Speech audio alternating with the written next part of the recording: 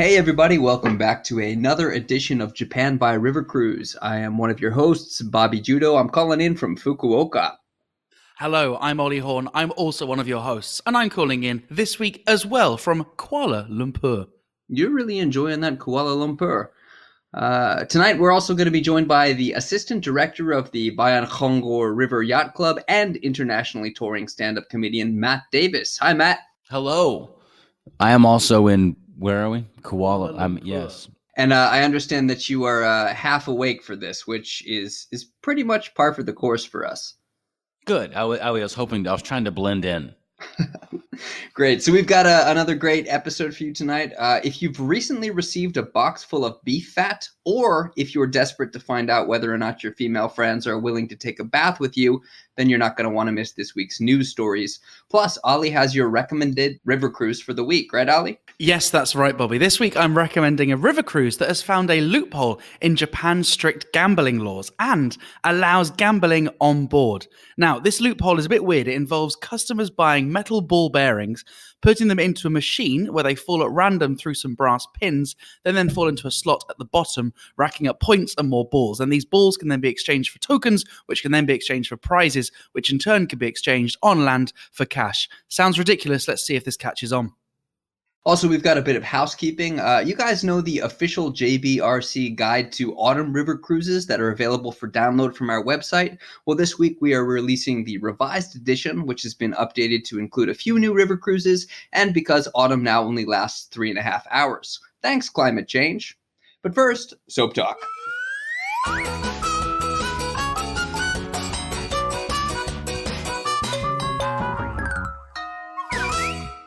By the way, Bobby, you might not believe this, but Matt's never heard of you. I know that's really hard to believe. So for the benefit of Matt and any other listeners. What? Yeah, my apologies. What? We don't get a lot of whatever it is you do up there at the Bayankhongor Yacht Club. I apologize. I think the best person at explaining what I do is probably Ollie. So Bobby leverages his conventional good looks to tell Japanese people what to do. That's what I used to do on YouTube. Oh. Now, yeah, that's how he got into his industry. Now I leverage my conventional good looks by doing what Japanese TV producers tell me what to do. Yes, yeah, that's a very good way of putting it. It's been a step down. Bobby is what I aspired to do. That's how low my aspirations were. What held you back? What held me back? That I wasn't conventionally good looking. Oh. Well, no argument. He was waiting for somebody to contradict him, but it's not gonna happen. Did I not ever tell you that story? I know it's your soap talk this week, Bobby, but here I go. Do it. Back when I was at university, a casting agent from the TV show Take Me Out. Matt, have you heard of Take Me Out? No. While I'm telling my story, Bobby, are you slurping? No, I was having a drink. Sounds like a slurp to me. Yeah. I would have accepted a respectful sip, but an arrogant slurp, not on my time. So tell your Take Me Out story. So I was having a drink alone, and that's fine. And this very attractive woman came up to me and asked what I was doing, and I realized something was up. And she explained that she was a casting director for this TV show called Take Me Out, and basically it's where like about a dozen women compete to go on a date with one guy, right? And it's normally a very conventionally attractive guy. And I said, that sounds great, but why are you talking to me? She said, well, I'd love for you to audition to be on the show. And I went, okay, very flat. And she went, the thing is, I was like, oh, here we go. The thing is, we tend to get so many conventionally attractive applicants. Sometimes women are looking for something a bit different. No offense. And you're a bit different, is what they're saying? Is that what we're supposed to assume is being alluded there? I think the best reading is I'm a bit different, yeah. A bit different. Yeah. I think the funniest part is that she brought the whole thing up, assuming that Ollie was already aware of the fact that he was a bit different. You weren't aware? At the time, no. Man, you should have seen me back in my early 20s. Oh, the stories I could tell. How old were you when you came to Japan? I was 23 when I came to Japan. You were 23. 22, possibly. Ollie came to Japan when he was 22, and within like 2 weeks gained like what, 15 pounds? And a girlfriend. So the joke's on her. So yeah, I got offered. I got asked to self-tape an audition for a TV show, super progressive TV show for Japan about how men should help with the housework. And since I cook, they knew that I might be good for this cooking segment. And the premise is that they're looking for the second generation Hiranor-Remi-san. Fair play. They're looking for the second generation TV chef, in the same vein as this woman who's very high energy, very bubbly, and very kind of like all over the place. Which The exact opposite of Matt Davis's persona. No, that sounds a lot like me. Go on. It sounds exactly like Matt Davis, the Matt Davis that I know from the Bayankhongor River Yacht Club. But anyway, so they asked me to try to do my best and be high tension, which means high energy, in filming this segment that I would do at home and then send in. And so I set up my smartphone and started filming myself cooking Sicilian rice, which is, despite what it sounds like, Matt, is a local, regional Japanese dish. And so in trying to be bubbly and over the top as I'm like chopping onions and talking and this and that, when I was like mincing the scallions, I managed to take the tip of my left index finger off. Which is a very wacky thing to do, isn't it? I mean, you could keep that up for a total of 10 episodes, but it's a great great character trait. So you're not allowed to edit. This is a no-cut thing, and like you have to just send in a full... Well, you should have taken that seriously, Bobby, the whole no-cutting rule. Well, technically, it's the editing term is one cut, right? And I did, and it was one cut, just one on the fingers. But it was beautiful. I cut off I did like on a plane, I shaved off half of the fingernail and the tip of my finger. And it bled profusely. And I managed to not only hide the fact that I had done it, but then also hide the fact that it was bleeding profusely for the entire second half of this recipe. Would you consider this a change to the recipe? Yeah, I don't recommend that you follow that step. It doesn't really add anything. You could have called this like a hybrid cuisine between whatever Japanese thing this is and haggis, which is mainly blood. Yeah, no, Or is I that black consider pudding? it. I think all those are blood based. Right. Blood It's sausage, kind of- haggis, blood pudding, Blood soup. blood soup, Blood. just blood. That's also an option. Well, I was thinking I could sell it as like Japanese American fusion. There's like a blood candy, I think. There's actually a blood frappuccino Yeah. I've seen. That was in Cambodia. It's a long story, but it's really you can do a lot with blood.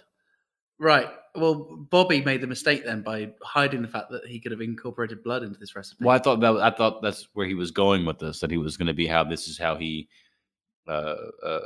made the recipe his, right? Yeah, well, it's This is his addition to a traditional Japanese. Yeah, it's very like bleed in it, Japanese American fusion, where it's half Japanese and half blood transfusion. Hey, sorry to interrupt again, but if I'm not sorry to Yeah. interrupt, talking about putting bodily fluids in food while we're in Malaysia, you're aware of nasi cancan, right? Sure. Are you aware of it? Sure. So do you want to explain what it is? I'm not. Right. Apparently, now look, this might just be the local comics having me on, right? But I've been told there is a rice dish here called nasi cancan, Mhm. where a woman, and it does have to be a woman, deposits her menstrual cycle depositories on rice while it's cooking. And the idea is that a man eats that and it's nicer. So I like but that you call them. not- I like that not- you call them depositories, because I think a depository, that's not what that means. Like a book depository is where Lee Harvey Oswald hid to shoot JFK. Like a depository is like Yeah, that's not the use of a book depository. It's to deposit books. It's not like people are like, we need to put a depository here so we can shoot a guy in the head. That's not what's happening. My point was just that menstrual depository is, I think the menstrual depository might be the vagina. Okay, well, look, whatever it is, whatever comes out goes into the rice, and that's the recipe. And it's supposed to be good to eat, and it's supposed to be a way for a woman to show that they love you. So anyway, going back to Bobby's story, and I've seen this video, Matt. Bobby does a very good job of making it clear that, of hiding the fact that his finger got chopped off, because Bobby sent me this clip and said, can you tell the moment when I chopped my finger off? And I can't. And I've done this before. I was chopping onions a couple of years ago while in Japan. And I got a text from a girl that I fancied, looked over at the text, chopped my finger off, and at that moment was about to cancel the date which I thought we were going to be going on.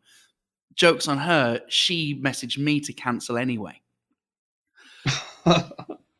But I I see where that's good. I had to run to the local clinic, and I know exactly how painful it is as well. It's awful. It's excruciating pain. I've never cut the tip of my finger off in cooking or something. I mean, I have removed fingernails, but usually for information purposes, from someone else. And I can agree. It's very, very effective. And I wouldn't necessarily include that in a recipe. So maybe I'm missing out on what you guys are talking about, but I can confirm it is painful. It seems painful. Yeah. If I could just backtrack, banking details. I feel like I'm dealing with two Ollies. Usually like it's just one person who continuously interrupts when I'm just setting up a joke, but yeah, I've got all right. two now. So let's go ahead and get to the mail real quick. Oh, okay. But all right, before we do the mail, are we going to leave an actual marker? The conclusion of this story happens next week. Are we still waiting for news though? Is there a chance by next week you will have got the part or something? No. So what happened is they didn't find somebody. I think they said they got 50 submissions and there weren't enough people that fit the character, including me. I wasn't high energy enough, partially because I'd probably lost a lot of blood, but they said not enough people fit that mold. So what they did was they asked everybody to submit a different round of auditions, and this time they've changed the theme. Now it's not just you have to be like the second version of this specific TV chef. They said they're looking for anybody who has a kosei-teki na character, which means like a very individualized personality. So their examples of individualized personality was like maybe somebody who's super into bodybuilding, and you could do recipes that relate to bodybuilding. And then underneath it said sono hoka kyara, which means other personality types. And the other personality types that they listed were someone who loves tanning salons, someone who loves... so far you've named two, and I know both of those people. Continue. So someone who loves tanning salons, transgender, or foreigner. we missed whatever you said after transgender because Ollie fell off his chair. Foreigner. Oh, foreigner. Oh my God. All right. Okay. Like, so bodybuilding, tanning, transgender, or foreigner. I was like, these are personality types. I can do maybe some of those. Goodness me. Are you allowed to present your own, or do you have to be one of those those four categories? So those were examples. Luckily, I am at least one of those already. But I now have to bodybuilder. Do you tan? I don't know what you're getting at. So I count as a foreigner because I'm in Japan. Oh. This is for Japan. I thought you were Japanese, bro. I'm sorry. I get that all the time. All right, let's go ahead and get to the mail. This is unprecedented. We have 3 messages this week. How do we have more messages than listeners? It makes no sense.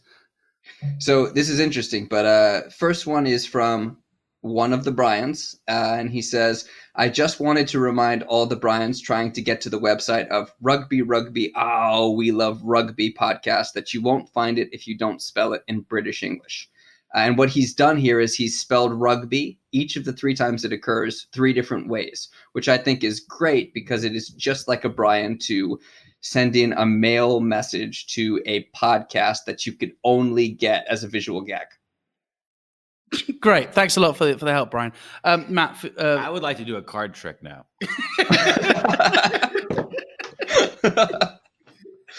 So message number 2 is from another Brian, and also, again, one of the Bryans. He says... sorry, Bobby, what's a Brian? Yeah, what is that? So our fans are called Bryans, and a Brian is a Brian who is a Brian. Are you trying to say that a Brian is a Brian is actually a Brian? I think Bobby's had to confront the reality of what the hell we've been doing for the first time. Now we just explain it to a normal man. It's so hard. No, I get that. No, I understand. Basically, It makes sense. Because you can't, if you're going to call your fans Brians, and then So, someone's we haven't named called Brian. them. We haven't called them that. They've called themselves that by all being called Brian, all having the characteristics of Brian. Right. So, And then, so but if someone's name is actually Brian, then He's they a are- Brian, they're it seems. Brian. I mean, that makes sense to me. What if we were to put all the Brians in a big vat of salty liquid? Then there'd be Brian and Brian. That's right. Step away. Continue. I'm sorry. I've give pushed the him mic. aside. Give the mic to Matt. Okay. I've pushed him aside. I don't know what he's doing. Cool. So the first message was from the name on the message was from the original Brian. The second one is from the Brian in Fukuoka, and he says, "Best episode yet. I especially love the part from about the 15-second mark until about the 1 minute and 20-second mark. It's the most succinct, intelligent, and articulate moment of the podcast." And that is a reference to the fact that the one that we put up last week was missing everything. It was dead silence between those times, right? Yeah. So this message, I love the fact that like it's continuing this theme that the messages and the podcast themselves are really only functioning as a conversation between 2 dudes named Brian and me and you. It's just us 4. This is so much hassle. The amount of infrastructure that's required to just do what really is otherwise done at a Morris pub or in Tokyo in a hub. Okay, so third message. You know what's going to freak you out, though? What's You that? know what my middle name is?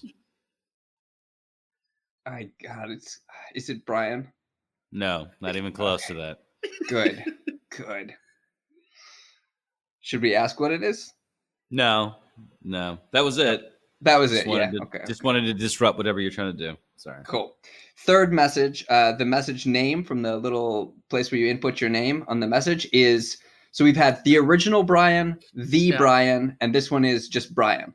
So let's read Before the we message move on, from just Brian. apologies to the second Brian.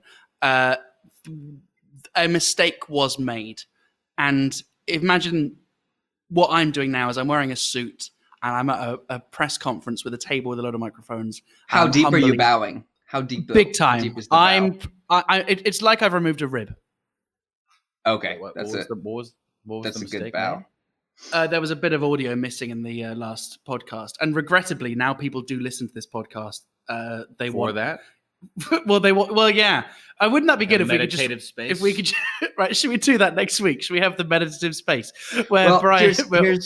here's what I think, because the third message from messenger name Brian says, not actually called Brian. I'm Tristan, been in Kobe for the best part of 25 years. I really enjoy hearing your perspective every week. There is a gap in the latest episode when listening on iTunes, but not here on your website. So I was glad to finally get to your website and send my feedback. So I honestly think that the most engagement we have had so far has been because we've had silence on the podcast. All right. Well, in that case, rather than should we just do 10 minutes of quiet contemplation, working out where it all went wrong? Yes, but to keep consistent, let's cue up the news and do the music and then silence.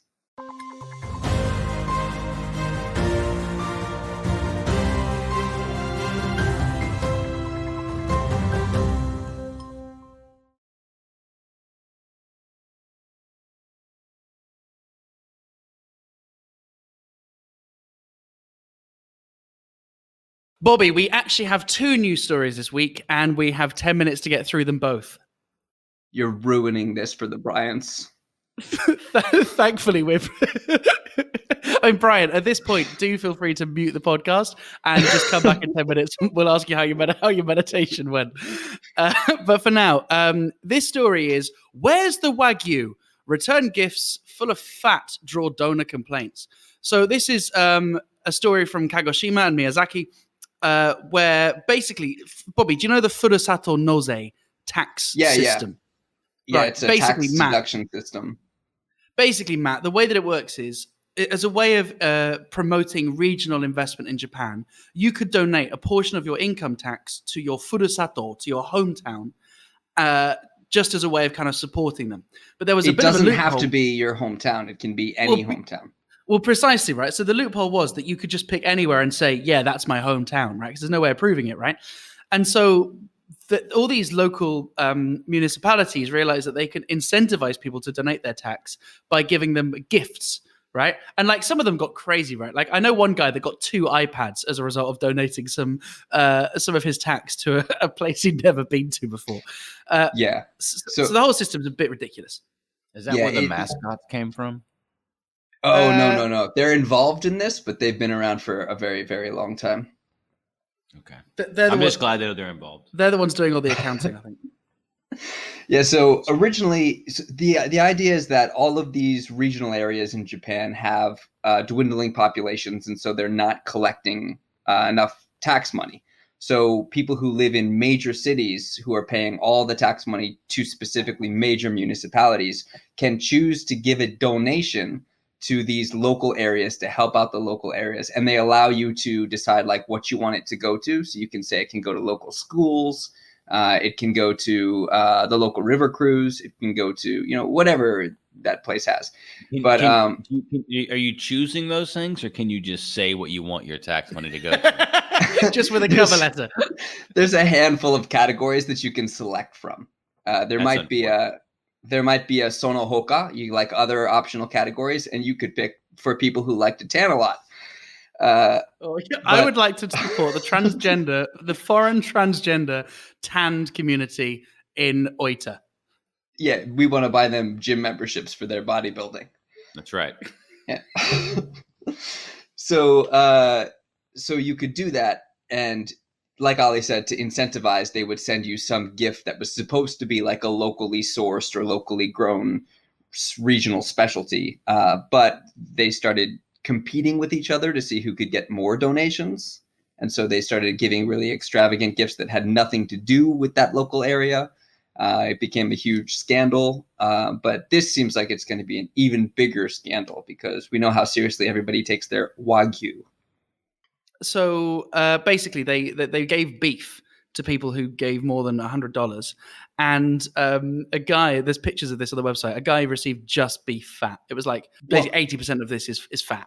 What they did was they folded it over. They give out super thin slices of beef, which are common. That's not the scam here. The scam here is that they folded it over so that the very edges of the cuts looked like they were nicely marbled meat. But then when you unfolded them, the inside is just a solid white block of fat. I do find it really funny, though, that like obviously he should be used to this. If you buy a sandwich in 7-Eleven in Japan, right, you get like an amazing, gorgeous amount of filling on one side. Then the other side is just empty bread. Let's have a look at the next story. Japanese women categorize male friends by level of intimacy from hugging to bathing. Well, who doesn't?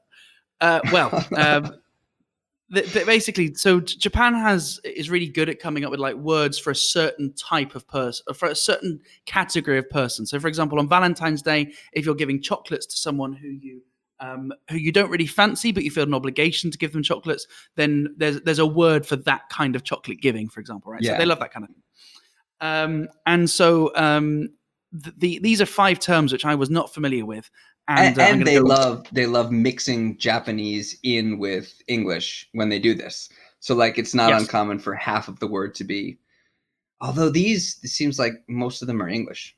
So the original, so when you classify a friend, the word in Japanese is tomodachi, but they will say furendo. So the original term here, I think that they're getting all of these from, is sefure, which stands for sex friend. So it's a friend with benefits, basically. What are those benefits, Bobby? I assume they're mostly tax write-offs. Good. And you see, you can. Either way, meat's involved. And a lot of fat in my case. Oh. So you've got, there are 5 terms which I hadn't come across. The first is hafure, which could refer to a mixed race It's person. a mixed race friend, right? Yeah. Oh, we both got there. That's a shame. Same So this is term is for used for people who you can hug, but that's it. A hug friend, hugufrendo. No, it's saying it's not that's it. It's also pointing out that it's still a more intimate thing, right? Because they don't hug family and friends typically. Which Yeah. I'm going to say they're correct on. Before we go through these, can I just say that I feel like this one is also like a kind of mostly beef fat situation, because this is an article based on a TV show that presented these, but I guarantee you that nobody really says these. These have got to be kind of like a clickbait kind of thing where it's not a real thing, is it? Yeah, but our listenership, the 2 Brians, would absolutely dig this kind of shit. All right, so hug friend, hafre. What else? Is sefren a thing that's used? Oh yeah, sefre is absolutely used. Or how come I never heard it in my 4 years in Japan? So I've heard. All right, so what's next, Ollie? What's after hug friend? The next one is sofure. Okay, this is a mixed Japanese one and English. Okay, sofure, soine friendo. Soine. It's a spoon friend. It's a friend you can spoon and sleep with while spooning without engaging in sexual activity. Decides who? Well, both parties, I presume. That's the way it works these days. Days. God. These days. Wow. Then this next one, I don't know. This is a sanpure, a sandbag friend. Oh, because it's the Japanese word for punching bag. Yeah, so this is a friend reserved for people you can use as a punch bag, mentally, not physically. Great for women who want someone to listen as they unload all of their stresses onto them. Many say this is the worst category for men to be in, as they do all the giving and get nothing in return. Okay, which incel wrote this blog post? That might be the worst hot take I've ever read. And the other one here, which I think proves my point, is ofure. Ofure, which stands for ofuro friend, which is a friend you can take baths with, by which they mean you can be intimate with them in a bath. Damn right. Which one's that? Ofure. Ofuro means bath and ofrendo, I guess. But then they had people like tweet about this and ask, do you know what an ofure is? So like someone tweeted ofure, and the options in their Twitter poll was, I have one, I don't have one, I don't know what the hell that is. And 75% of people voted for I don't know what the hell that is, out of like 4,000 some votes. So I'm pretty sure that this is something that the average person has no idea what it is. I'm interested to get Matt's take on this, because these kind of articles, they're not really written for people in Japan, are they? They're written for people who don't live in Japan to perpetuate, the Japanese weirds, the whole, they're sexually oppressed and have weird approaches to dating. Yeah. How I do you feel about this, Matt? I noticed Matt asked about the yurukera as well, the mascots, because that is something that in the last couple of years has gotten a lot of attention in the media overseas. Like all these like wacky Japan stories. If I see a story like this, I know it's half in pop culture bullshit. Yeah. I'm not expecting that to be walking down the street. And don't get me wrong, I want it to be. Right? I want it to be that weird. But I know it's not going to be. When you did gigs in Japan, what was the weirdest thing that happened? I mean, honestly, the weirdest thing that happened was standing on a street and not seeing any garbage and not seeing any trash cans and not seeing anyone smoking outside, even though you can smoke inside everywhere. And then trying to figure out whether or not I was allowed to smoke a cigarette standing somewhere. And there's no trash cans, there's no ashtrays, there's no garbage. Can I just make a quick note about there not being any garbage anywhere? That is because Japan is hosting the Rugby World Cup, and we had just lost a match. And as you know, cleaning up all the garbage is what we do after we lose sports events. Also, we covered this story in quite a lot of detail on rugby. Oh, we love rugby. Our sister podcast. So we'll park that there for now. Yeah, we had to throw in an extra rugby because of all the demand. Our old hosting site went down. So did you not have any like, oh, this could only have happened in Japan, like experiences? No, I don't believe that those things are real. Right. Like I don't believe, oh, this could only happen. I don't believe in any of that stuff. Okay. They do really kind of aim these things at foreigners to try to get them to think that Japan is this crazy place. But if you actually look at, even when they have these news stories in Japan, the Japanese reaction to it, somebody on Twitter has tweeted that graphic about 1 in 5 women have an ofure, and their response to it was, what the hell is the difference between a friend that you can have sex with in a bath and just a plain old sex friend? And what they actually wrote here is fuzakeru no mo ii kagen ni shiro, which means it's about time to stop fucking around with all this shit. Fucking around with all what stuff? Not fucking in the bath? No, like making up these crazy terms. So the Japanese reaction of an average Japanese person to this news is also like, okay, you guys are just being dumb. The Japanese text here says is fuzakeru no mo ii kagen ni shiro, which means it's about time to quit screwing around, you guys. So we could apply that to ourselves and just call it a night. I'm not fucking you in a bathtub.